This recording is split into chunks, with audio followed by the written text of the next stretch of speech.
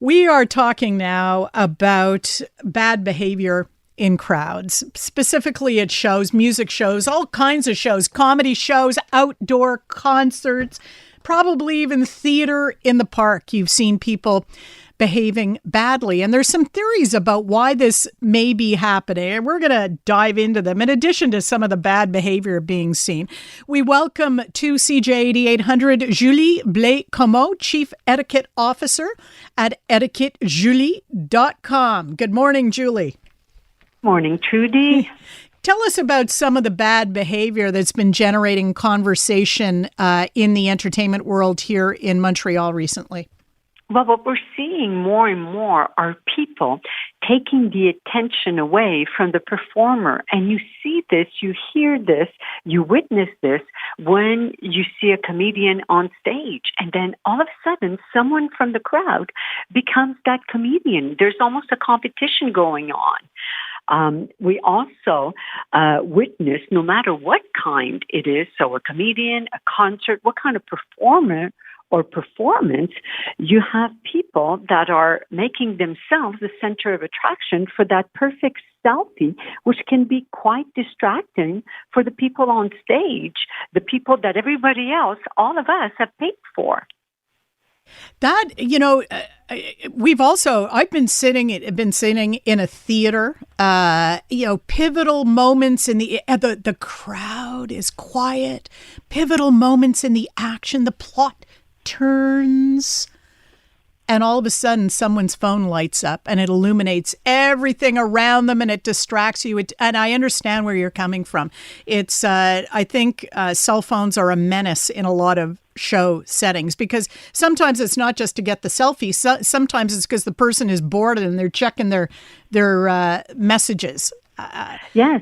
And more, we are hearing in some venues where phones may not be used. Do you remember, Trudie, once upon a time, we were not allowed to have our cameras on when we would go to concerts. And I suspect, and because etiquette is not this thing that's passé or for royalty, etiquette is the customs that a group of people deem appropriate.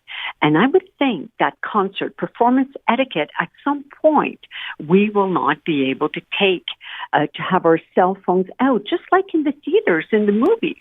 In the movies, we can have our phones, and they tell us at the onset, there's that recording that tells us not to use our phones. And quick story, in the United States, they had that warning at the onset, and there is a woman that turned on her phone, and one of the attendants went to her, and they had to escort her out.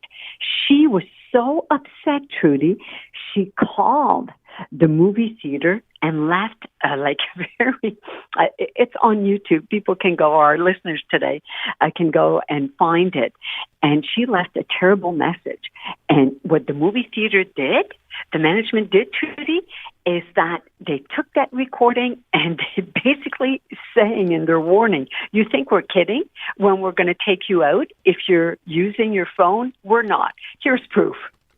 I was surprised to see that at outdoor shows now, people are taking sunshades and gigantic umbrellas and at music festivals trying to stake out their turf in prime locations, and then they get upset if people stand in front of them. Hey, we're sitting here, we can't see. To me, that would have been a no-brainer. It would have been a security issue. Yes, it becomes, a sensory experience where visually we cannot benefit, have the privilege of enjoying that concert like other people. So you have to be cognizant of other people. Because it is possible doesn't mean that you have the right to do it. The same thing for taking out your phone and recording whatever you want. It's please before tease. May I please take a photo? May I please record this? And I'm going to put it wherever, even at weddings.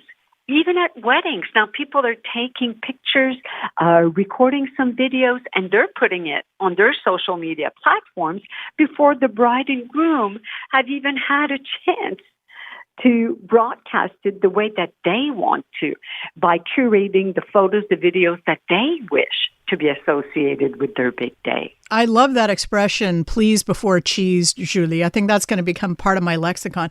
You know, for a while now, we've been blaming a lot of things on the pandemic and how it changed us, how we changed, it changed the way we interact with each other in public. To your mind, is that what is happening here? It's one of the factors. The pandemic, what it has done, and Trudie, I did, including on CJD, I did tons and tons of interviews, and people would ask me, like, what do you think is going to be the consequence of the pandemic? And I believed that there would be a bigger consciousness for the collectivity, for society, for us all. We have become more aware of loneliness, mental illness, and our elders. That's a good thing. But we now have the impression that people were so stuck in their homes, and it's like, now I'm going to live my life. There is also two other factors that are contributing to that. The first one is with the arrival of the iPhones. I will use, like our own personal devices. And then another one is the influence of influencers. People want to become that influencer, and they will go at all lengths. I'm going to go back to the example of the comedian. Someone in the crowd says, you know, I may get discovered, so I'm going to pretty much tap in star's performance and see if I can get some attention my way. So I see that the combination of those three, the arrival of our own personal devices, the pandemic, and this whole movement of becoming influencers is contributing to the lack of civility. And it's not only in concerts. My phone, my emails are ringing more now for incivility at work, sadly, than before the pandemic.